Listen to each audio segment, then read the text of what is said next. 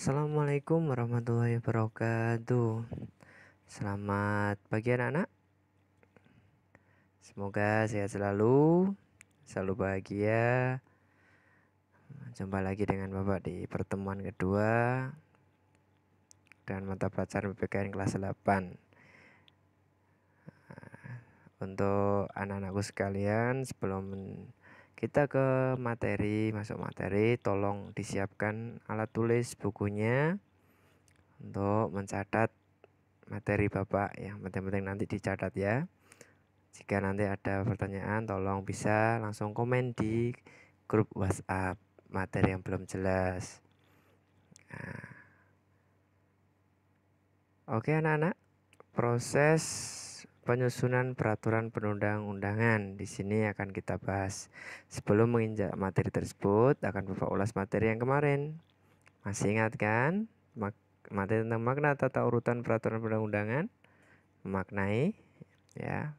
Peraturan perundang-undangan itu sendiri adalah semua peraturan tulis yang dibentuk dengan cara tertentu oleh pejabat, yaitu yang berwenang dan dituangkan dalam bentuk tulisan. Nah, negara Indonesia adalah negara hukum, sebagaimana dinyatakan dalam Undang-Undang Dasar 1945 Pasal 1 Ayat 3 yang berbunyi, negara Indonesia adalah negara hukum. Tak lupa, materi kemarin kita juga menyangkut tentang perundang-undangan menurut Undang-Undang Nomor 12 Tahun 2011. Nah, bunyinya adalah peraturan tertulis yang membuat norma hukum yang mengikat secara umum dan dibentuk atau ditetapkan oleh lembaga negara atau pejabat yang berwenang melalui prosedur yang ditetapkan dalam peraturan perundang-undangan. Nah,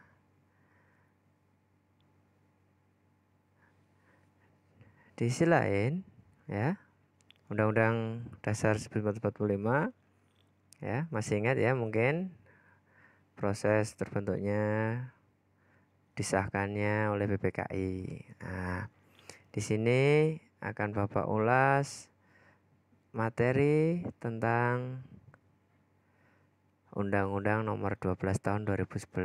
Nah, di sini adalah merupakan undang-undang pembentukan peraturan perundang-undang yang berlaku saat ini.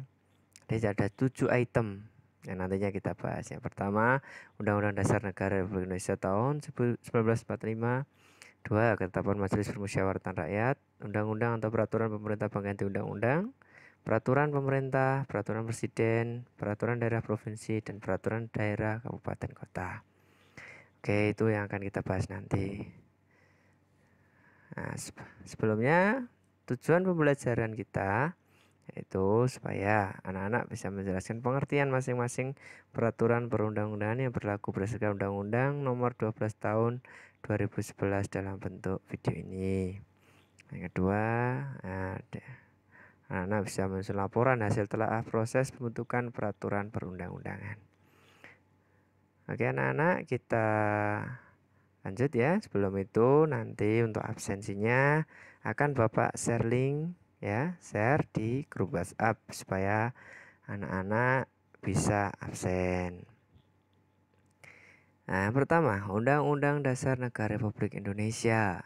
Nah, ini adalah bentuk dari pembentukan saat BPUPKI ya, dan disahkan oleh BPKI di sidangnya. Pembahasan ya, kita bahas tata urutan undang-undangan yang diatur dalam Undang-Undang Nomor 12 Tahun 2011 yang tadi Bapak sampaikan. Itu ada 7 item. Nah, Undang-Undang Dasar Negara Republik Indonesia tahun 1945. Nah, ini merupakan hukum dasar untuk peraturan perundang-undangan sebagai hukum dasar undang-undang juga merupakan. Nah, ini bahwasanya Undang-Undang Dasar Negara Republik Indonesia tahun 1945 merupakan hukum dasar. Ya, jadi semua peraturan perundang-undangan harus berlandaskan Undang-Undang Dasar Negara Republik Indonesia tahun 1945. Nah, sebagai berikut, ini Undang-Undang Dasar Negara Republik Indonesia tahun 1945.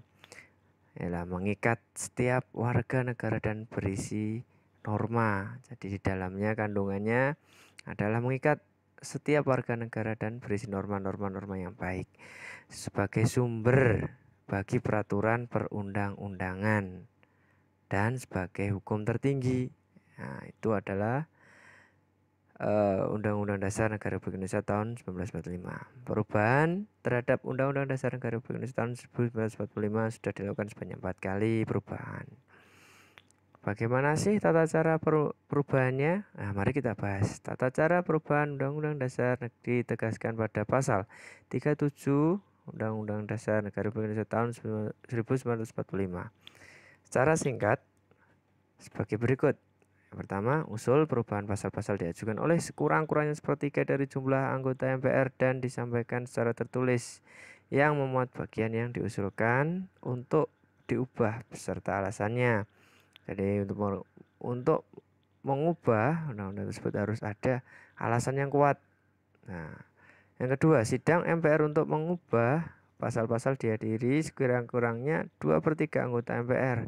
Jadi jika kurang maka tidak sah. Nah, yang ketiga C, putusan untuk mengubah disetujui oleh sekurang-kurangnya 50% ditambah 1 dari anggota MPR. Nah, khususnya mengenai bentuk negara, Kesatuan Republik Indonesia tidak boleh diubah ataupun tidak dapat dilakukan perubahan. Nah, kesepakatan dasar dalam perubahan Undang-Undang Dasar Republik Indonesia tahun 1945 yaitu tidak mengubah pembukaan Undang-Undang Dasar Negara Republik Indonesia tahun 1945, tetap mempertahankan Negara Kesatuan Republik Indonesia atau NKRI, mempertegas sistem pemerintahan presidensial. Nah, penjelasan Undang-Undang Dasar Negara Republik Indonesia tahun 1945 yang memuat hal bersifat normatif. Apa itu normatif? Hukum. Nah, akan dimasukkan ke dalam pasal-pasal. Melakukan perubahan dengan cara adendum. Adendum artinya apa? Menambah pasal perubahan tanpa menghilangkan pasal sebelumnya. Tujuan perubahan bersifat adendum untuk kepentingan bukti sejarah. Ya, jangan sampai kita melupakan sejarah. Nah, ini adalah peta konsepnya perubahan. Nah, seperti yang Bapak jelaskan tadi. Ini sudah ada pasal-pasalnya. Sidang pengajuan itu, nah, diubah beserta alasannya itu pasal 37 ayat 2. Nah, untuk sekurang-kurangnya 2/3 itu terdapat dalam pasal 37 ayat 3. 50% plus 1 anggota dari seluruh anggota MPR itu pasal 37 ayat 4. Jadi semuanya sudah diatur dalam undang-undang pasalnya. Selanjutnya menginjak materi yang kedua atau nomor 2 dari Undang-Undang nomor 12 itu ya, yaitu ketetapan MPR.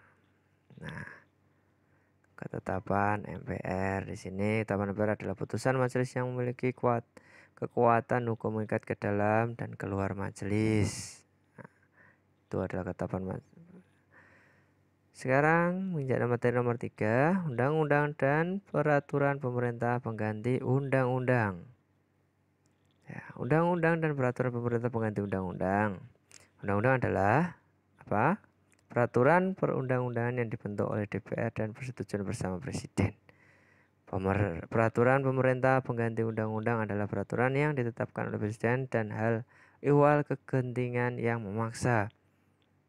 Jadi peraturan pemerintah pengganti undang-undang tidak boleh dilakukan kalau tidak dalam suatu hal yang sangat genting atau memaksa.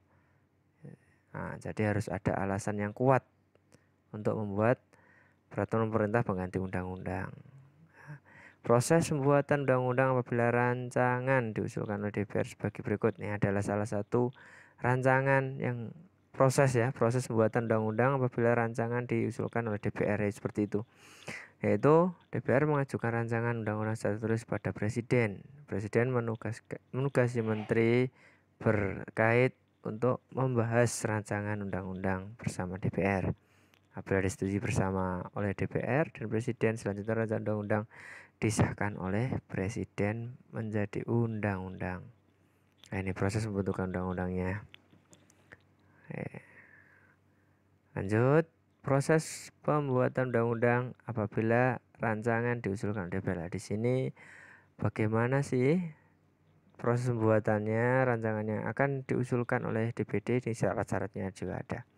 Yang pertama, DPD mengajukan usul rancangan undang-undang kepada DPR secara tertulis. DPR membahas rancangan undang-undang yang diusulkan oleh DPD melalui alat kelengkapan DPR. DPR mengajukan undang-undang secara tertulis kepada Presiden. Presiden menugasi menteri terkait untuk membahas rancangan undang-undang bersama DPR atau Dewan Perwakilan Rakyat. Apabila disetujui bersama oleh DPR dan Presiden, selanjutnya rancangan undang-undang disahkan oleh Presiden menjadi undang-undang. Nah, itu anak-anak. Peraturan pemerintah pengganti undang-undang. Di sini ada beberapa poin. Peraturan pemerintah pengganti undang-undang adalah peraturan perundang-undangan yang dikeluarkan oleh Presiden karena keadaan genting dan memaksa. Nah, di sini ada yang memuat ketentuan sebagai berikut ya. Di Perpu diatur dalam Undang-Undang Dasar Negara Republik Indonesia tahun 1945 pasal 22 ayat 1, 2 dan 3. Presiden berhak mengeluarkan Perpu dalam hal ihwal kegentingan yang memaksa. Ya, tuh Perpu harus mendapat persetujuan DPR dalam masa persidangan berikutnya. Contohnya apa? Nah, di situ ada contoh Perpu yang dijadikan undang-undang antara lain adalah Perpu nomor 1 tahun 1999 tentang apa? Pengadilan Hak Asasi Manusia. Perpu tersebut kemudian ditetapkan menjadi Undang-Undang nomor 26 tahun 2000 tentang Pengadilan Hak Asasi Manusia. Nah, materi selanjutnya adalah peraturan pemerintah. Nah, peraturan pemerintah atau disingkat PP biasanya kalau di lingkungan umum disebut PP, yaitu peraturan pemerintah adalah bisa dibaca sendiri peraturan perundang-undangan yang ditetapkan oleh Presiden untuk melaksanakan undang-undang sebagaimana mestinya. Sesuai dengan Undang-Undang Dasar Negara Republik Indonesia tahun 1945 pada pasal 5 ayat 2. Contohnya, itu disertai contoh di bawahnya, yaitu peraturan pemerintah atau PP nomor 32 tahun 2013 tentang perubahan atas PP nomor 19 tahun 2005 tentang standar nasional pendidikan untuk melaksanakan Undang-Undang nomor 20 tahun 2003 tentang sistem pendidikan nasional. Jadi saling terkait. Nah, tahapannya bagaimana? Tahapan penyusunan peraturan pemerintah itu sebagai berikut. Tahapan perencanaan rancangan peraturan pemerintah PP disiapkan oleh kementerian. Tahapan penyusunan rencana PP dalam bentuk panitia antar kementerian. Tahapan penetapan dan PP ditetapkan oleh Presiden, yaitu di pasal 5 ayat 2 Undang-Undang Dasar Negara Republik Indonesia tahun 1945 dan diundangkan oleh Sekretaris Negara. Nah, yang kelima yaitu peraturan Presiden. Nah, ini pasti sudah tahu, sudah mungkin banyak terdengar di telinga anak-anak semua, yaitu Perpres. Nah, peraturan Presiden. Peraturan Presiden adalah peraturan perundang-undangan yang ditetapkan oleh Presiden untuk menjalankan perintah peraturan perundang-undangan yang lebih tinggi atau dalam menyelenggarakan kekuasaan pemerintahannya. Proses penyusunannya bagaimana? Nah, di sini ada 3. Nah, itu pasal 55 Undang-Undang nomor 12 tahun 2011 ya, bukan 3000 ya. Jadi bisa dicoret. Nah, itu pembentukan panitia antar kementerian dan atau lembaga pemerintah non kementerian oleh pengusul, pengharmonisasian, pembulatan dan pemantapan konsepsi rancangan peraturan Presiden dikoordinasikan oleh menteri yang menyelenggarakan urusan-urusan di bidang hukum, pengesahan dan penetapan oleh Presiden.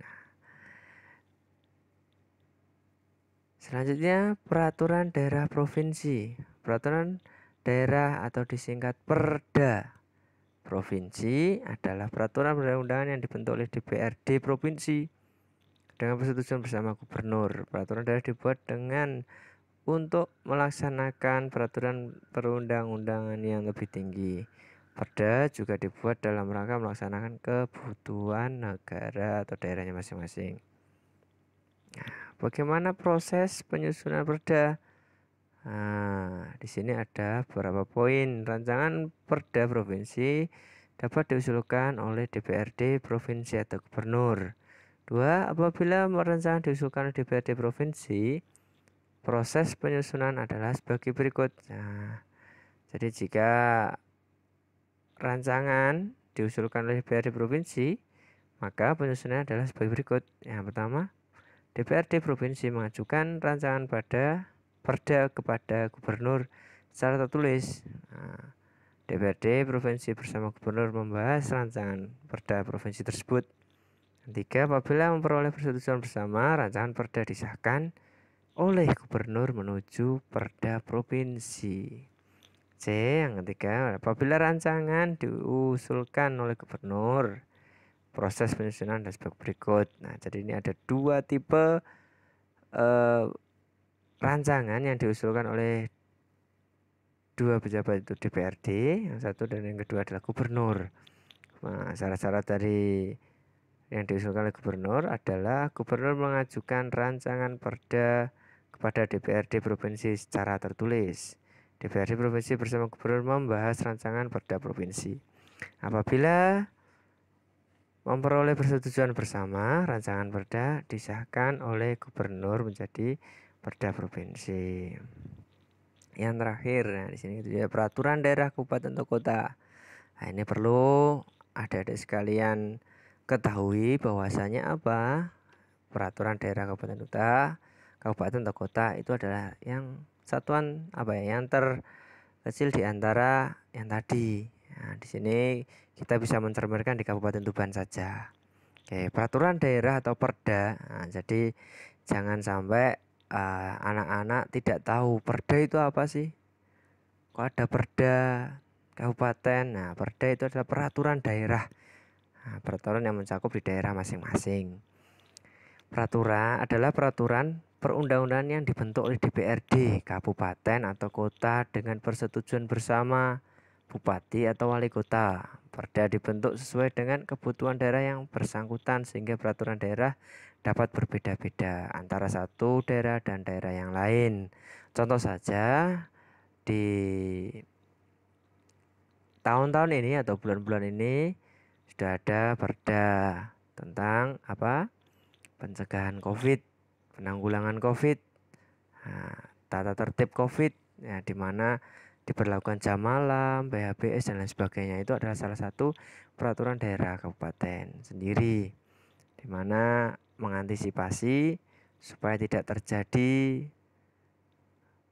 banyaknya yang terkontaminasi terhadap virus tersebut. Nah, jadi tolong untuk anak-anak tetap patuhi peraturan yang dibuat pemerintah. Jangan sampai nanti anak-anakku sekalian tidak mematuhinya atau mengabaikannya.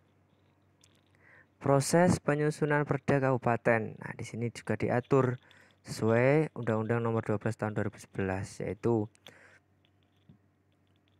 rancangan Perda Kabupaten atau kota dapat diusulkan oleh DPRD Kabupaten atau kota atau bupati atau wali kota. Rancangan diusulkan oleh DPRD Kabupaten atau kota, proses penyusunan adalah sebagai berikut. DPRD Kabupaten atau kota mengajukan rancangan Perda kepada bupati atau wali kota secara tertulis. DPRD Kabupaten Kota bersama bupati atau wali kota membahas rancangan Perda Kabupaten Kota. Apabila memperoleh persetujuan bersama, rancangan Perda disahkan oleh bupati atau wali kota menjadi Perda Kabupaten. Seperti itu prosesnya. Apabila rancangan diusulkan oleh bupati, nah ini ada 2 lagi ya.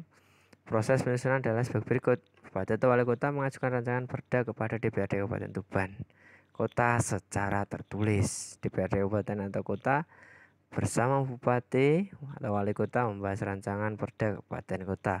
Bila diperoleh persetujuan bersama, rancangan Perda disahkan oleh bupati atau wali kota. Di situ dijadikan Perda Kabupaten atau kota. Nah, di sini mari kita telaah proses pembentukan peraturan perundang-undangan. Coba anak-anak dilihat bagan yang ada di materi ini. Oke anak-anak. Ini ada bagan. Mari kita telah proses pembentukan undang-undang. Nah, yang pertama itu ada gambar dalam RUU tidak disahkan dalam waktu itu ya. Nanti kita bahas. Ada beberapa poin nanti yang bisa adik-adik catat ya. Ini ada yang pertama, rancangan undang-undang dapat berasal dari DPR atau Presiden. Rancangan undang-undang dari DPR diajukan oleh anggota DPR, komisi, gabungan komisi, atau alat kelengkapan DPR yang khusus menangani bidang legislasi atau Dewan Perwakilan Daerah. Ketiga, rancangan undang-undang yang diajukan oleh Presiden disiapkan oleh menteri atau pimpinan lembaga pemerintah non-kementerian sesuai dengan lingkup tugas dan tanggung jawabnya. Yang keempat, rancangan undang-undang tersebut kemudian disusun dalam program legislasi nasional atau prolegnas oleh Badan Legislasi DPR untuk jangka waktu 5 tahun, serta dibuat pula dalam jangka waktu tahunan yang berisi rancangan undang-undang yang telah diurutkan prioritas pembahasannya. Yang kelima, setiap rancangan undang-undang yang diajukan harus dilengkapi dengan naskah akademik, ya, kecuali untuk rancangan undang-undang anggaran pendapatan dan belanja negara. Karena pemimpin DPR memberitahukan adanya rancangan undang-undang dan membagikan rancangan undang-undang kepada seluruh anggota DPR dalam rapat paripurna. 7. DPR dalam rapat paripurna berikutnya memutuskan rancangan undang-undang tersebut berupa persetujuan. 9. Pembicaraan tingkat 1 dilakukan dalam rapat komisi, rapat gabungan komisi, rapat badan legislasi atau rapat badan anggaran. 11. Pembicaraan tingkat 2 yaitu dilakukan dalam rapat paripurna. Berisi apa? 1. Penyampaian laporan yang berisi proses. 2. Pernyataan persetujuan atau penolakan dari tiap-tiap fraksi. Yang ketiga, pendapatan akhir presiden yang disampaikan oleh menteri yang diwakilkannya. Di sini mungkin ada contoh, yaitu kemarin itu ada undang-undang Omnibus Law. Caranya mungkin anak-anak bisa cari-cari info di media sosial yang lain tentang bagaimana sih proses pembentukan undang-undang Omnibus Law. Yang ke-12, bila tidak tercapai kesepakatan musyawarah mufakat, keputusan diambil dengan suara terbanyak. Yang ke-13, rancangan undang-undang yang membahas tentang otonomi daerah, hubungan pusat dan daerah, pembentukan, pemekaran dan penggabungan wilayah dan seterusnya dilakukan dengan melibatkan DPD, tetapi hanya pada pembicaraan tingkat 1 saja. Pengecualian. Yang ke-14, dalam penyiapan dan pembahasan rancangan undang-undang termasuk pembahasan rancangan undang-undang tentang APBN, masyarakat berhak memberikan masukan secara lisan atau tertulis kepada DPR melalui pimpinan DPR dan atau alat kelengkapan DPR lainnya. Yang terakhir yaitu rancangan undang-undang yang telah mendapat persetujuan bersama DPR dengan Presiden diserahkan kepada Presiden untuk bukan tanda tangan, ditambahkan kalimat pengesahan, serta diundangkan dalam lembar negara Republik Indonesia. Itu adalah kesimpulan dari materi yang dapat Bapak sampaikan. Jika ada pertanyaan, nanti bisa langsung chat di grup. Untuk penugasan nanti akan Bapak kirim di akhir jam ya. Jadi nanti bisa dikerjakan sambil menonton video ini.